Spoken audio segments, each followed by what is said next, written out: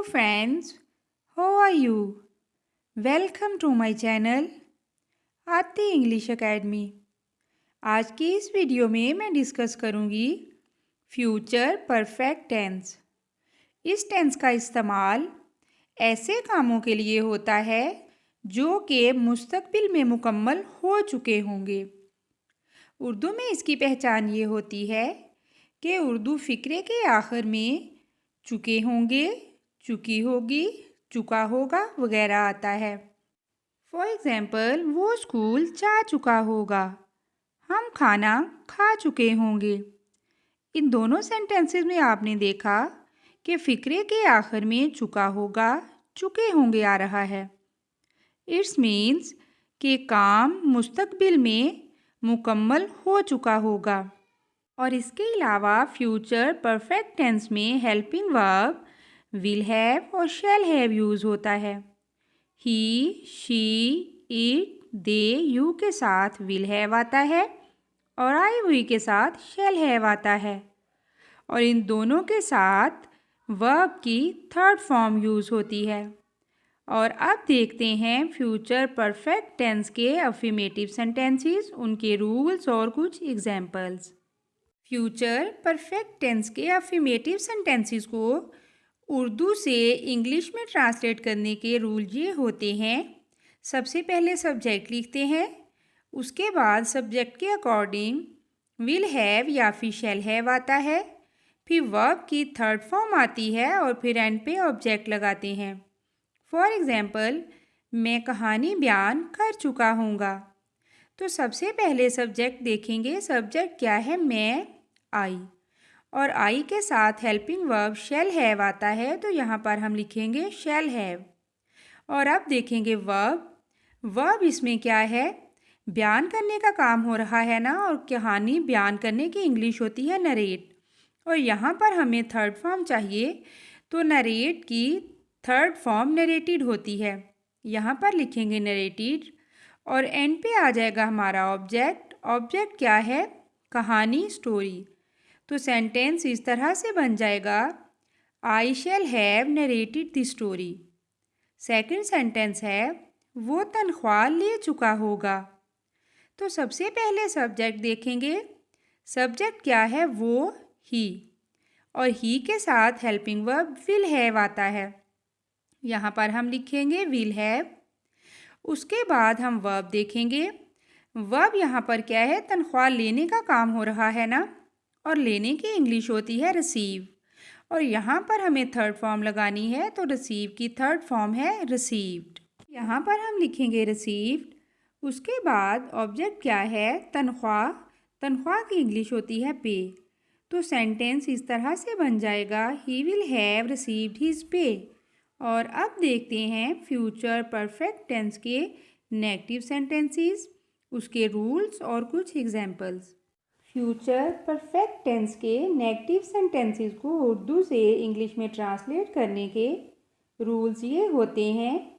सबसे पहले सब्जेक्ट लिखते हैं, उसके बाद सब्जेक्ट के अकॉर्डिंग विल या फिर शैल लगाते हैं, उसके बाद नॉट लगाते हैं और फिर हैव लगाते हैं। इट्स मीन्स कि विल या शैल और हैव के सेंटर में नॉट आ जाता है। उसके बाद वर्ब की थर्ड फॉर्म लगाते हैं और एंड पे ऑब्जेक्ट लिखते हैं।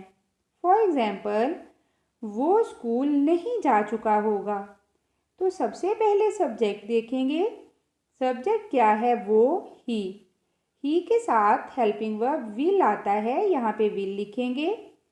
सेंटेंस नेगेटिव है तो विल के बाद नॉट लगाएंगे और फिर हैव लिखेंगे, और फिर देखेंगे कि सेंटेंस के अंदर वर्ब क्या है। यहाँ पर स्कूल जाने का काम हो रहा है ना, और जाने की इंग्लिश गो होती है, और यहाँ पर हमें थर्ड फॉर्म लिखनी है, तो गो की थर्ड फॉर्म गोन होती है, यहाँ पर लिखेंगे गोन। उसके बाद ऑब्जेक्ट लिखेंगे, ऑब्जेक्ट क्या है, स्कूल। तो सेंटेंस इस तरह से बनेगा, he will not have gone to school. Second sentence है, हम खाना नहीं खा चुके होंगे।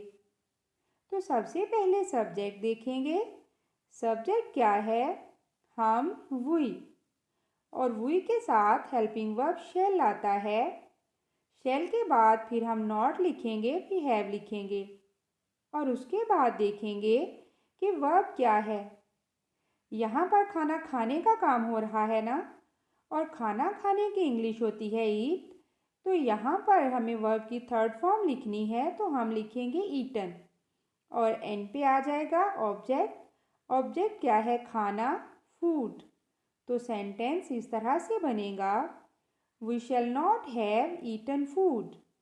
और अब देखते हैं फ्यूचर परफेक्ट टेंस के इंटेरोगेटिव यानी सवालिया फिक्रात, उसके रूल्स और कुछ एग्जाम्पल्स।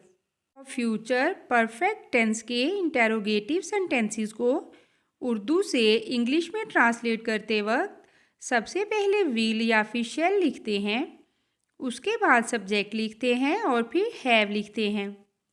उसके बाद वर्ब की थर्ड फॉर्म लगाते हैं और फिर ऑब्जेक्ट लिखते हैं और एंड पे आ जाता है क्वेश्चन मार्क। फॉर एग्जाम्पल, क्या मैं पानी पी चुका हूँगा? तो सबसे पहले हम सब्जेक्ट देखेंगे। सब्जेक्ट क्या है? मैं, आई, और आई के साथ हेल्पिंग वर्ब शैल हैव लगता है। तो यहाँ पर हम लिखेंगे शैल, उसके बाद लिखेंगे आई और फिर उसके बाद लिखेंगे हैव और फिर उसके बाद देखेंगे कि वर्ब क्या है। वर्ब यहाँ पर पानी पीने का काम हो रहा है ना, तो पीने की इंग्लिश होती है ड्रिंक और ड्रिंक की थर्ड फॉर्म होती है ड्रंक। तो यहाँ पर हम लगाएंगे ड्रंक। एंड पे आ जाएगा ऑब्जेक्ट। ऑब्जेक्ट क्या है? पानी, वाटर। तो सेंटेंस इस तरह से बनेगा, shall I have drunk water. Second sentence है, क्या वो पहुंच चुका होगा?